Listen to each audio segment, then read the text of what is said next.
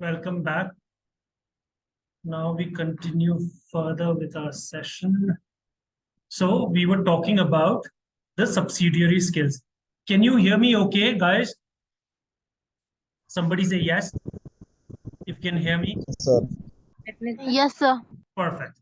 Fine. So subsidiary skills, they are valuable skills that are developed in foreign subsidiary operations. So if I have a company which is based out of India, and if I want to expand to say Nigeria in Africa, and if I find that there is a person in Nigeria who is very good with his international contacts in South Africa.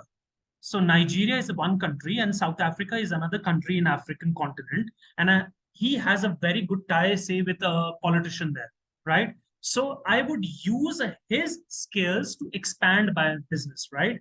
So this is known as subsidiary skills. You have to be constantly in search for these subsidiary skills within your global expansion plan. Whenever you are expanding in a foreign land, you should always see what all skills are available which you can capitalize upon, right? Because when you identify, can you see my cursor? When you identify valuable skills, you should always facilitate the transfer of skills. You should always capitalize on it.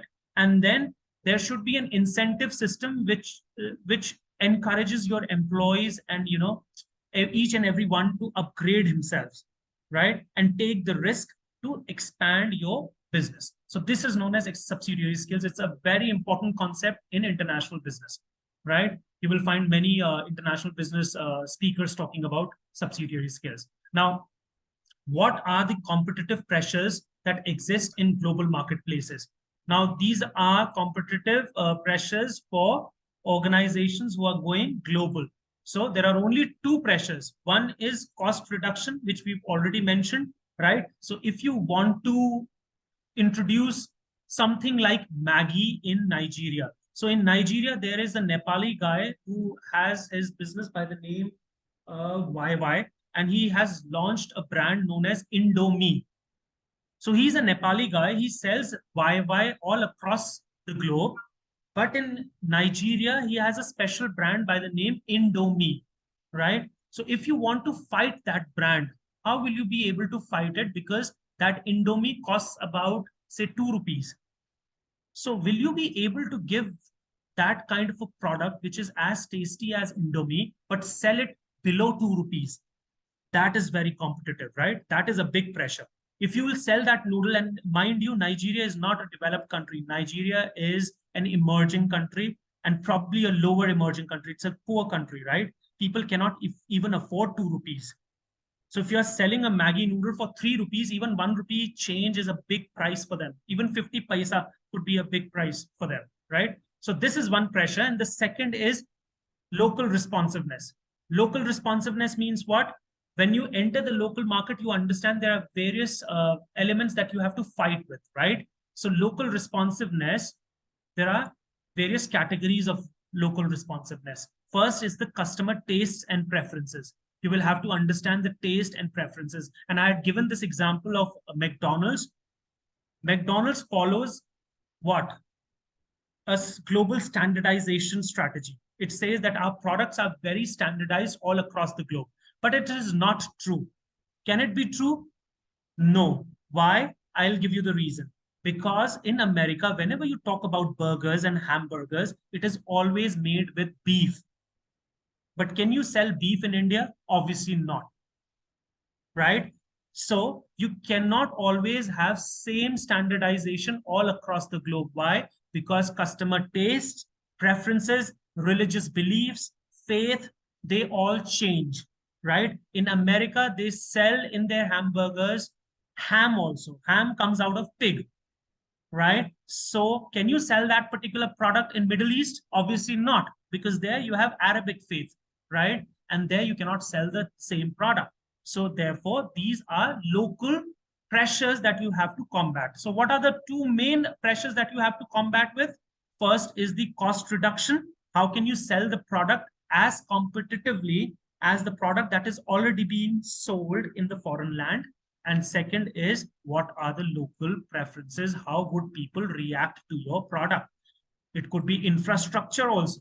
When you talk about Lamborghini, can you sell Lamborghini all across India? Obviously not. There are only certain pockets wherein you can sell Lamborghini. Why? Because Lamborghini, the tire length, if you will see, it kind of touches the ground, the car, right? But Indian, if you see, the general infrastructure is not good all over the place, right? So what do? You select a certain geographical locations like Mumbai and Delhi, and you sell your products only into those two cities. Why? Because obviously only those two cities are meant for such high luxury and product. And then you also have high net worth individuals residing in those cities, right? Then distribution channel also matters a lot. Then how is the host government treating you, right? That is also very important. And regionalism is also very important. What is regionalism? Regionalism defines as when you target a certain country, say if you want to target Czech Republic in Europe. So there are certain rules that are governing Czech Republic, which is dictated by the government of Czech Republic.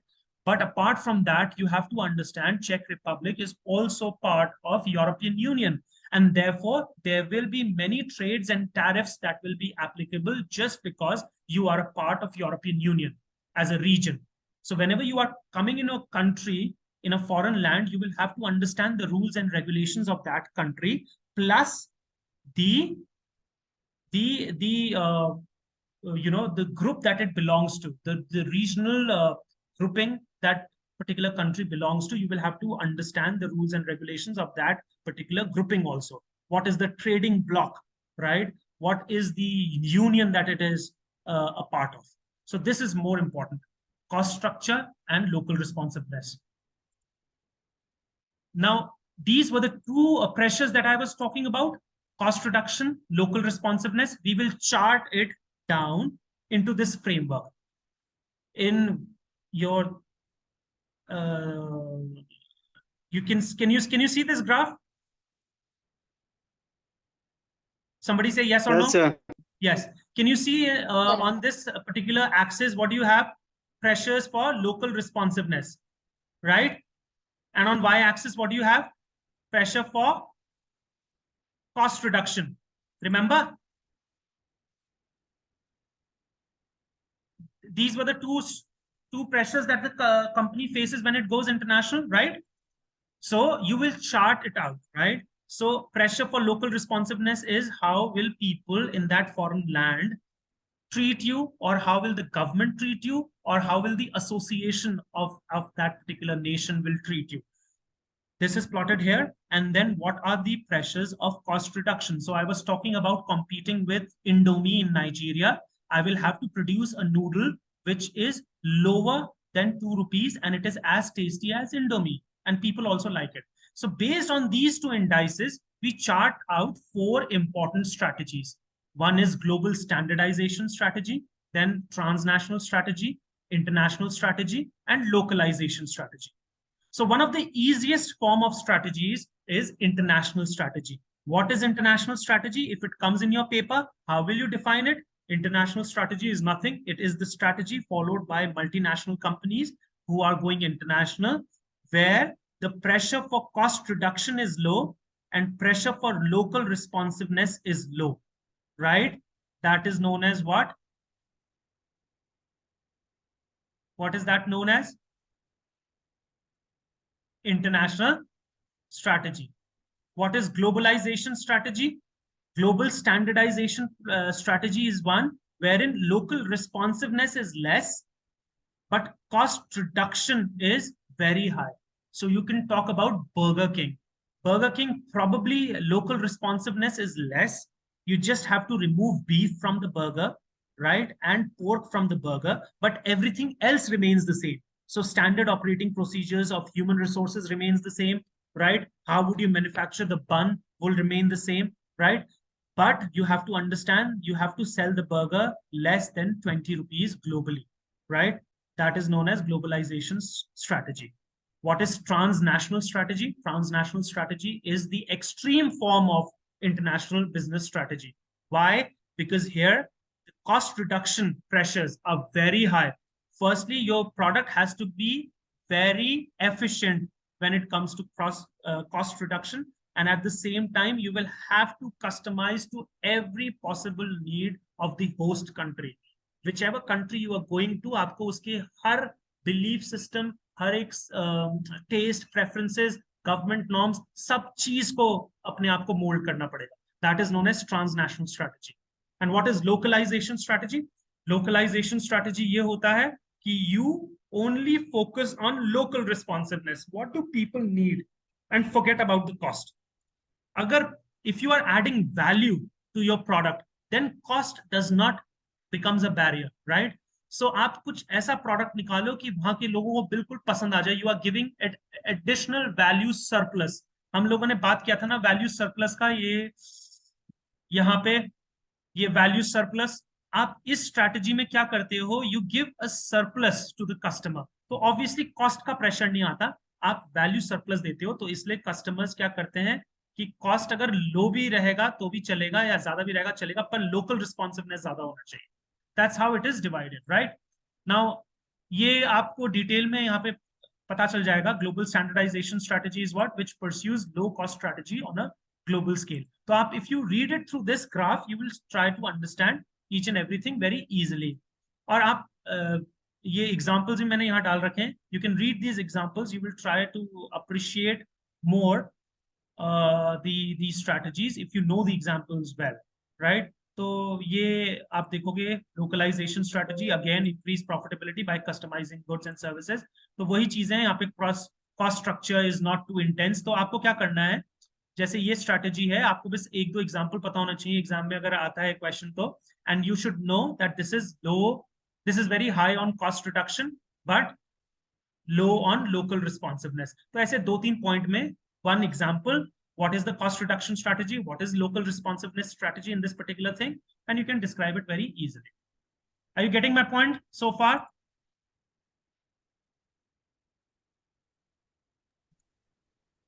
Somebody say yes or no. Yes, sir. Did you understand this chart, particular chart? X axis में क्या है, y axis में क्या है? Whenever you are going international, you have pressures like this, right? Pressure of what? Local responsiveness, and pressure of what? Cost reduction. Depending on these two parameters, you will decide your strategy. Which strategy you do want to go with, right? और यही strategy में अगर आप if you will see the examples like localization strategy में you are talking about Toyota and Nestle. Where is localization strategy? Here. You're talking about what? Toyota and Nestle. तो Toyota क्या करता है? आपको बेस्ट कार देता है. Everybody aspires to have Toyota. Pressure on cost reduction क्या है? लो. Toyota car सस्ती मिलती है? नहीं मिलती है, पर फिर भी लोग खरीदते हैं. क्यों खरीदते हैं? क्योंकि लोगों को पसंद है. लोकल रिस्पॉन्सिवनेस ज्यादा है. नेस्ले के प्रोडक्ट्स ले लीजिए आप. नेस्ले की मैगी, चलो मैगी को हटाते हैं, वो तो सस्ता प्रोडक्ट है, पर नेस्ले का अगर जैसे बच्चों का फूड प्रोडक्ट, मिल्क प्रोडक्ट को लेते हैं, it's not a cheap product, right? Nestle के अगर मिल्क प्रोडक्ट को आप कंपेयर करोगे तो अपने मार्केट सेगमेंट में उसके मिल्क प्रोडक्ट्स जो होते हैं वो कॉस्टली होते हैं. तो वहां प्रेशर फॉर कॉस्ट रिडक्शन क्या है? कम है. Why are moms buying Nestle products? Because they trust that Nestle, since it's a French and Swiss brand, उसकी क्वालिटी अच्छी होगी. तो लोकल रिस्पॉन्सिवनेस क्या है? नेस्ले का ज्यादा है. प्रेशर कितना है कॉस्ट में? रिडक्शन करने का, कॉस्ट को रिड्यूस करने का प्रेशर कुछ नहीं है. तो 500 रुपए का भी अगर मिल्क पाउडर बेचेंगे, उसे 1000 रुपए भी कर देंगे तो भी लोग खरीदेंगे, क्योंकि लोकल रिस्पॉन्सिवनेस ज्यादा है. Getting my point? If you talk about transnational, Yes, sir. Yes, sir. if you talk about transnational strategy, there is Unilever. Unilever क्या करता है? अब यहां से देखिए फिर से ट्रांसनेशनल स्ट्रैटेजी. यूनिलीवर क्या करता है? वो सस्ते से सस्ते प्रोडक्ट को बेचता है. अगर आप यूनिलीवर के साबुन वगैरह देखिए, यूनिलीवर का क्या नहीं आता? दंत मंजन से लेकर साबुन से लेकर सब चीजें आती है, राइट? तो वो क्या कर रहा है? एक तो लोकल रिस्पॉन्सिवनेस भी बहुत ज्यादा है, क्योंकि you connect with Unilever very much, right? बहुत बड़ा ब्रांड है, राइट? पेप्सोडेंट वगैरह ये सब चीजें everybody knows about it, right? और उसमें कॉस्ट रिडक्शन क्या है? वो भी प्रेशर बहुत हाई है. यूनिलीवर अपने अगर साबुन को महंगा कर देगा या टूथपेस्ट को ज्यादा महंगा कर देगा तो लोग शायद फिर नहीं खरीदेंगे, तब शायद आईटीसी के पास भाग जाएंगे, राइट? पर वो प्राइसेस को भी कॉम्पिटिटिव रखता है, ज्यादा हाई नहीं रखता पर कॉम्पिटिटिव रखता है, और लोकल रिस्पॉन्सिवनेस को भी मीट करता है, इसलिए वो ट्रांसनेशनल स्ट्रेटेजी पे फिट बैठता है. Got my point? This is how you will look at these examples. जो मैंने एग्जाम्पल्स यहाँ पे डाले हैं, see these examples, read about them, and then compare it with this particular example. You will understand what I'm trying to say, or या फिर what the this particular gentleman is trying to say, right? Professor Hill. Perfect. Got it?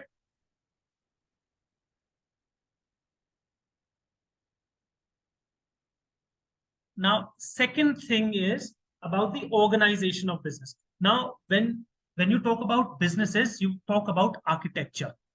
Are you getting my point? Organization structure. Do you know organization structure? People, I'm talking to you. What about organization structure? Are you aware of it?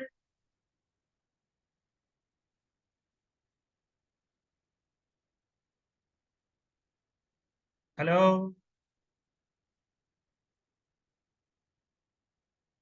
Hello, sleeping folks. Wake up. Hello, sir. Yes. Hello. How are you? Good. Do you know I'm what is good, sir. organization structure?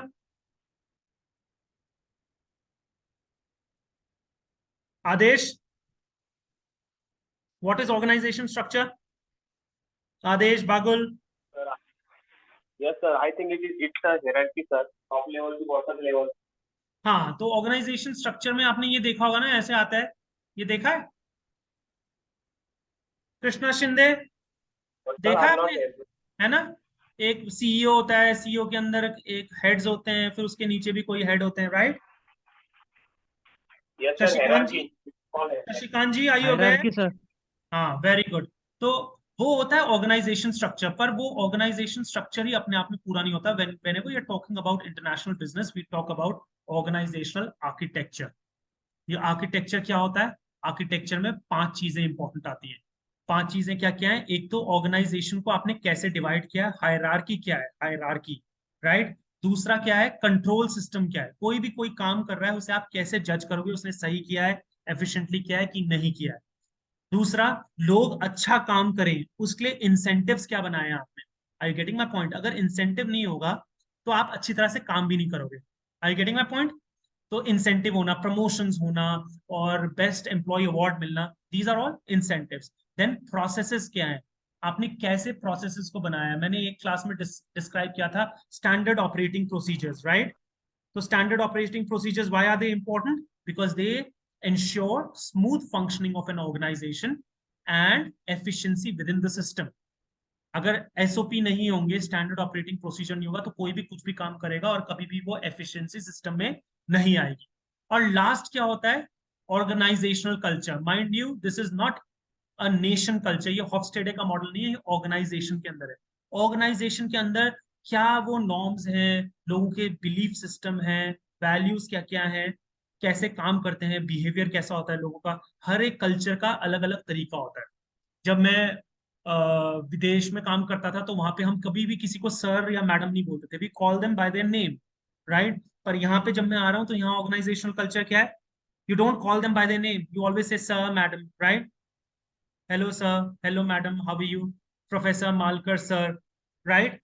Had it been abroad France में तो वो मुझे, तुम लोग भी मुझे professor नहीं बोलोगे, सर नहीं बोलोगे, तुम मुझे सुधांशु बोलोगे, right? So that is the culture. You will have to understand what are the shared norms and value system, और ये depends, it varies from country to country and organization to organization.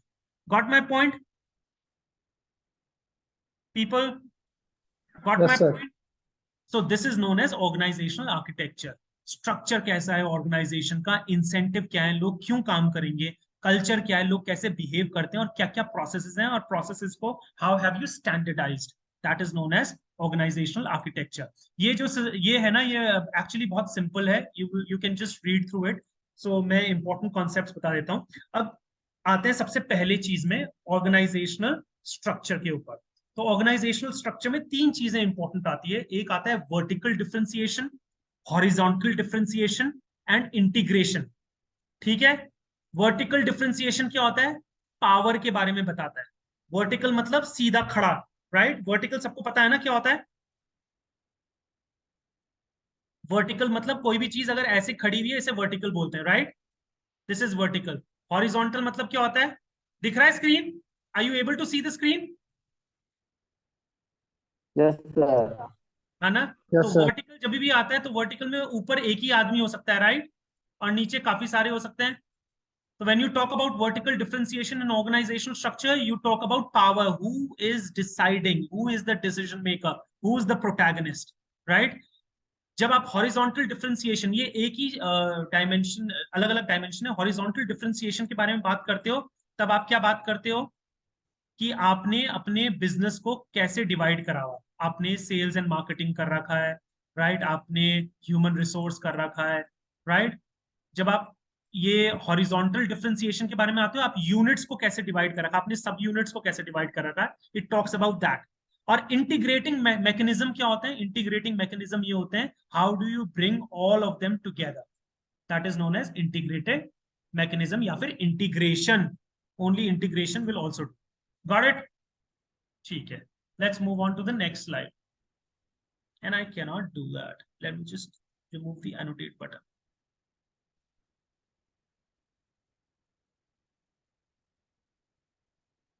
Now I cannot remove the annotate button.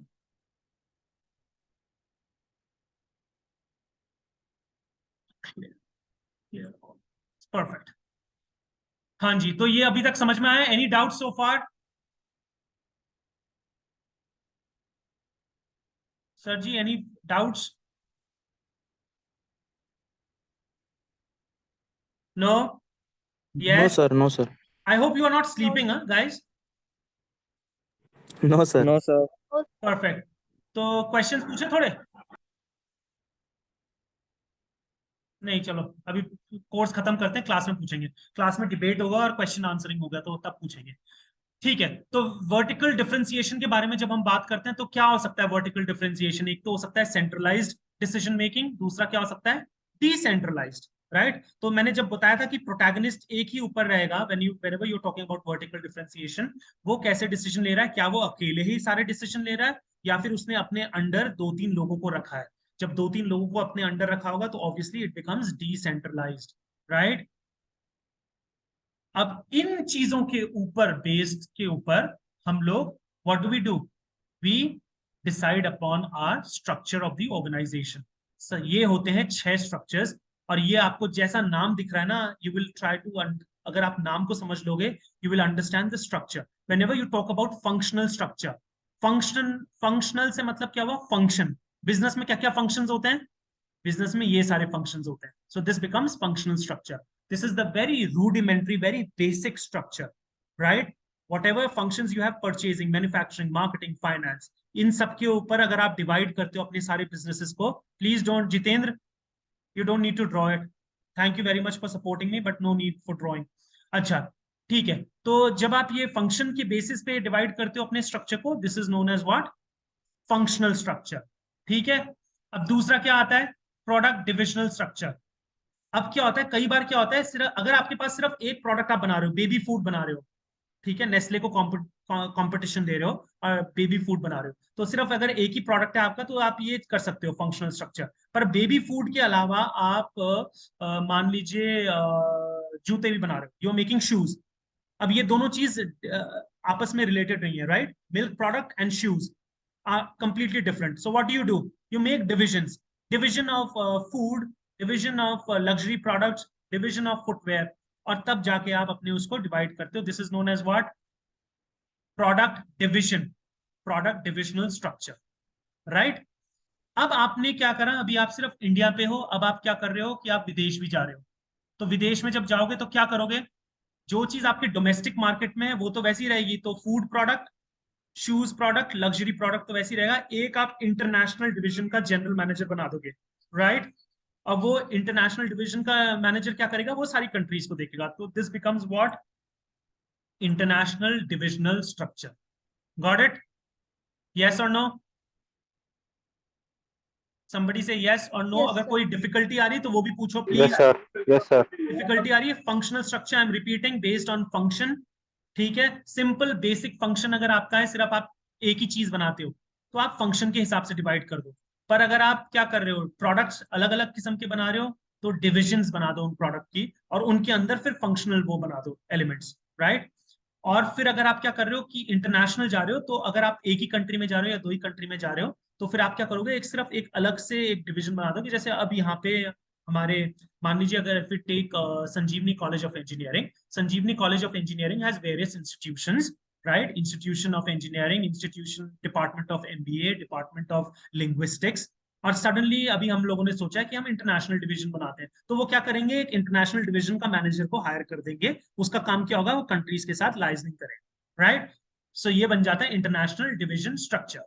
अब क्या होता है international division structure में, अब अगर आप और भी एक्सपैंड कर देते हो तो फिर क्या होगा कि आप एक हेडक्वार्टर बनाओगे और प्रोडक्ट के डिवीजन के हिसाब से डिवाइड कर दोगे।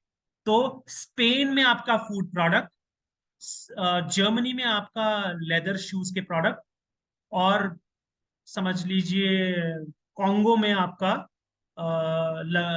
जूतों का प्रोडक्ट, राइट? ऐसे आपने हेडक्वार्टर बना दिया और हेडक्वार्टर में आपने वर्ल्ड वाइड डिवीजन बना दिया। This is known as world wide product division structure. Got it? यहाँ पे आप सिर्फ एक ही प्रोडक्ट बना रहे थे, अब दो प्रोडक्ट बना रहे हो, तो आपने प्रोडक्ट के डिवीजन बना दिए। अब आपने प्रोडक्ट के डिवीजन बना दिया, आप इंटरनेशनल गए तो एक डिवीजन आपने इंटरनेशनल का बना दिया जो सारा का सारा देख रहा है, इंटरनेशनल डिविजनल स्ट्रक्चर। अब आप बिल्कुल मल्टीनेशनल कॉर्पोरेशन हो गए, मल्टीनेशनल कॉर्पोरेशन में 7-8 कंट्रीज में हो आप, तो आप क्या करोगे, सारी कंट्रीज को एक हेडक्वार्टर के अंदर ले आओगे और उन्हें डिवीजन के हिसाब से बांट लोगे। Okay, 10 minutes remaining. I will share the attendance sheet link with you all. Give me a moment.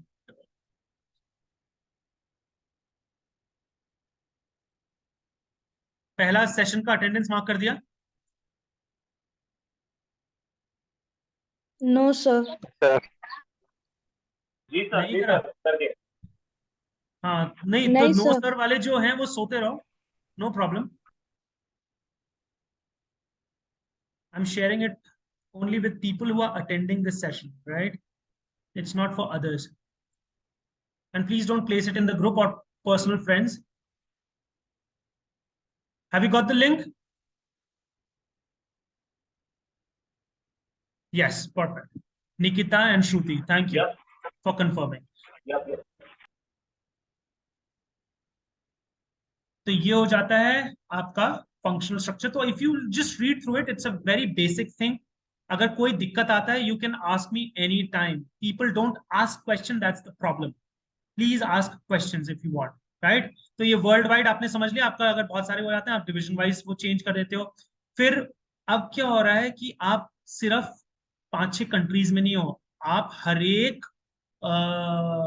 Continent में हो। तो आप क्या करोगे, जब आप हर एक कॉन्टिनेंट में होते हो तो आप एरियाज में डिवाइड कर लोगे अपने बिजनेस को। तो नॉर्थ अमेरिका का एरिया कौन देख रहा है, लैटिन अमेरिका का कौन देख रहा है, यूरोप का कौन देख रहा है, मिडिल ईस्ट का कौन देख रहा है, फार ईस्ट का कौन देख रहा है। तो आप समझ रहे हो, पहले आपने कंट्री के साथ डिवाइड किया उसे, कंट्री को प्रोडक्ट के साथ डिवाइड किया। तो प्रोडक्ट डिवीजन क्या है, जूतों का बिजनेस कहाँ का है, प्रोडक्ट नेस्ले का बिजनेस कहाँ का है प्रोडक्ट का, और फिर लग्जरी का कहाँ का है। प्रोडक्ट के हिसाब से पूरी कंट्री को डिवाइड किया।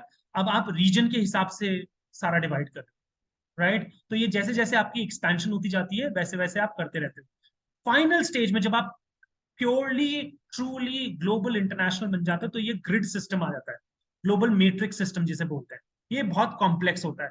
ये क्या होता है, आपके अलग अलग बिजनेसेस हैं, राइट? अलग अलग बिजनेसेस हैं और अलग अलग रीजन हैं। तो आपका बिजनेस एक हो सकता है फूड प्रोसेसिंग का, दूसरा हो सकता है लग्जरी बिजनेस का, और तीसरा हो सकता है फुटवेयर का।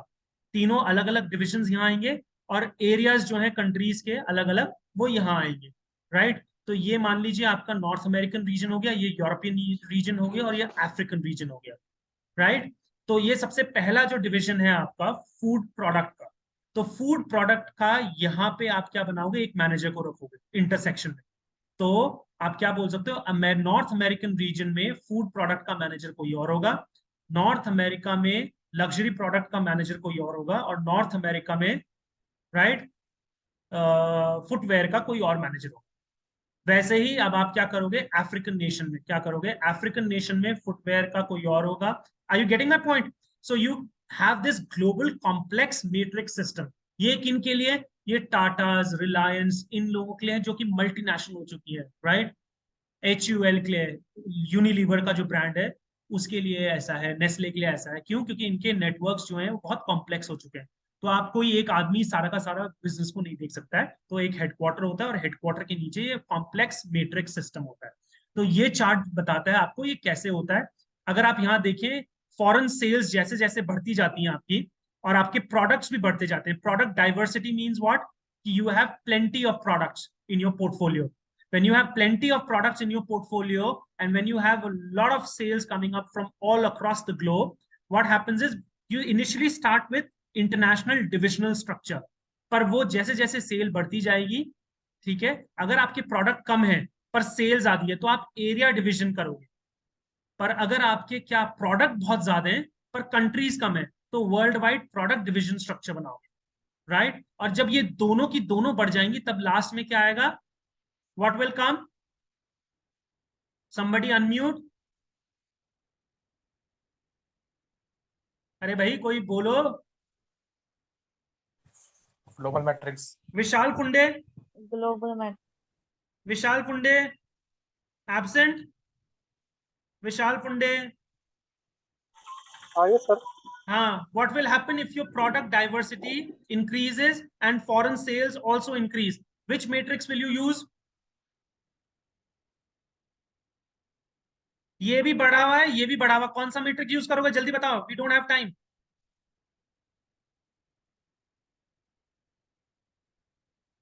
अरे भाई कौन सा मैट्रिक्स यूज करोगे when both the sales will increase and diversity of the Sales product increase? increase, sir. हाँ, Diversity. Global matrix structure sir. अगर आपके प्रोडक्ट्स बहुत सारे हैं, डाइवर्स प्रोडक्ट्स हैं और आपके सेल्स भी बहुत ज्यादा हैं, तो आप क्या होगे लास्ट में, ग्रिड सिस्टम में, which is known as global matrix system. ठीक है, गॉट इट? ठीक है जी। अब हमने इसमें पढ़ा था इंटीग्रेटिंग सिस्टम्स, राइट। पहले हमने वर्टिकल डिफरेंशिएशन के बारे में पढ़ा था, हॉरिजॉन्टल डिफरेंशिएशन। अब हम इंटीग्रेशन के बारे में पूछ रहे हैं। इंटीग्रेशन कैसे होता है, इस तरह से होता है, या तो आप डायरेक्टली बात करो मैनेजर से, तो जो सीईओ है वो डायरेक्टली बात करे मैनेजर से। इसमें क्या होता है, सबसे अच्छा तरीका होता है। पर क्या ये हमेशा कामयाब होता है? नहीं, क्योंकि अगर आपका बिजनेस बहुत कॉम्प्लेक्स है, you will not be able to make any direct contact with your frontline manager. What do you do? Next stage is liaisoning role. So you have liaison roles. Liaison roles कौन से होते हैं? Liaisoning agents होते हैं। तो आपके नीचे manager, सब मैनेजर, डेप्यूटी मैनेजर, ये सब होंगे और ये कोऑर्डिनेट करेंगे। ठीक है, और फिर इसके नीचे और क्या होगा, मैनेजर्स वगैरह भी नहीं होंगे। मैनेजर्स फिर और भी कॉम्प्लेक्स सिस्टम क्या होता है कि मैनेजर्स के ऊपर भी अगर टीम्स होंगी तो आपका एक स्ट्रैटेजी की पूरी टीम होगी, एक पूरी आपकी होगी फाइनेंस की टीम एक होगी, और फिर ये लोग कंबाइंड डिसीजन बना के लाइजनिंग रोल्स जो हेड्स हैं उनको देंगे और फिर वो सीईओ के साथ कनेक्ट करेंगे, राइट। और इसके बाद आता है मैट्रिक्स स्ट्रक्चर जो कि बहुत कॉम्प्लेक्स होता है। तो ये आप देख रहे हो कि कॉम्प्लेक्सिटी जो है इंटीग्रेशन की वो बढ़ती जा रही है। सबसे बेस्ट जो तरीका होता है वो डायरेक्ट कॉन्टैक्ट का होता है, और सबसे कठिन और मुश्किल जो होता है वो मैट्रिक्स स्ट्रक्चर होता है, क्योंकि यहाँ पे कॉम्प्लेक्सिटी आप देख ही रहे हो कि कॉम्प्लेक्सिटी जो है वो बहुत ज्यादा बढ़ती जा रही है, राइट। इंसेंटिव सिस्टम बताने की जरूरत नहीं है, ये क्या होते हैं, रिवॉर्डिंग के लिए होते हैं। ये प्लीज पढ़े, इस सब के सब। इसके बाद प्लीज थोड़ा टाइम लेके ये प्रेजेंटेशन को पढ़ना, बहुत मेहनत से बनाई है मैंने, 4 बुकों को रेफर करा है, लेटेस्ट है content. Please go through it. If you find any problem you can come to me, we can discuss and I will ensure that you understand it. पर अगर आप पढ़ोगे ही नहीं, बैठे रहोगे, तो कुछ नहीं होने वाला, राइट। अब ये चीजें 3 टर्म्स हैं ये जो आपको बहुत इंपॉर्टेंट तरीके से समझनी है। इंटरडिपेंडेंस, इंटरडिपेंडेंस क्या है? एक दूसरे के ऊपर निर्भर होना। Performance ambiguity and cost of control. तो क्या होता है इंटरडिपेंडेंस? इंटरडिपेंडेंस ये होता है कि एज अ मैनेजर मैं कितना डिपेंडेंट हूंगा दूसरे लोगों के ऊपर कि मैं कोई डिसीजन ले पाऊं। As a CEO I can not take decision any time, क्योंकि मुझे अपने सिस्टम को भी समझना है, right. Please mark your attendance also for the second session. It might ये जैसे ही जूम खत्म हो जाएगा, our session will stop then and there. ठीक है, तो interdependence. Thank you Vishal Phunde. बस अब ज्यादा लाल लिंक मत डालो और उसे वो करो, अंडू करो। ठीक है, तो परफॉर्मेंस इंटरडिपेंडेंस ये होता है कि आप एक दूसरे के ऊपर कितना निर्भर हो। Second is performance ambiguity. Ambiguity कैसे होती है? एम्बिग्विटी मतलब complexity, when you don't understand, when everything becomes very complex for you. और कॉस्ट ऑफ कंट्रोल क्या होता है कि वो कंट्रोल लाने के लिए जब सिस्टम्स बहुत एक्सपैंड करते हैं तो it becomes very difficult to manage दो सिस्टम्स। और उन सिस्टम्स को मैनेज करने के लिए पैसा लगता है, राइट? आपको एक मैनेजर का सेक्रेटरी को भी रखना पड़ेगा, सेक्रेटरी के साथ उसकी डेप्यूटी सेक्रेटरी को भी रखना पड़ेगा, राइट? डॉक्यूमेंट्स को मेंटेन करना पड़ेगा, that is known as cost of control. तो हमने जो स्ट्रैटेजीज पढ़ी थी पिछली स्लाइड में, localisation strategy, international strategy, global strategy और ट्रांसनेशनल स्ट्रैटेजी, दो चीजों के ऊपर निर्भर थी है, रिमेंबर? एक था लोकल रिस्पॉन्सिवनेस और कॉस्ट स्ट्रक्चर, दो प्रेशर्स जो होते थे। तो ये स्ट्रैटेजी में क्या होता है, लोकलाइजेशन स्ट्रैटेजी में ये सब चीज लो होती हैं, इंटरडिपेंडेंस में ये मॉडरेट होती हैं, ग्लोबल में ये हाई होती हैं, और ट्रांसनेशनल, ट्रांसनेशनल मैंने क्या बताया था कि कॉस्ट रिस्पॉन्सिवनेस भी बहुत, कॉस्ट लोअर कॉस्ट को करना भी बहुत ज्यादा हाई होता है, और लोकल रिस्पॉन्सिवनेस भी बहुत हाई होता है, इसलिए ये बहुत ही ज्यादा कॉम्प्लेक्स हो जाता है। तो यहाँ पे क्या होता है, ये तीनों चीजें बहुत ही हाई हो जाती है। So I leave it here, remaining things we will discuss in the class from now on.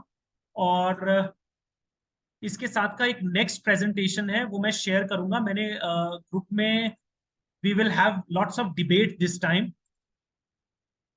There is less than 1 minute left. I will share this Excel sheet, आप लोगों को ये प्रिपेयर करना है। A1 B1 जो है उन्हें export advantages के बारे में पढ़ना है, A2 B2 को एक्सपोर्ट डिसएडवांटेजेस के बारे में।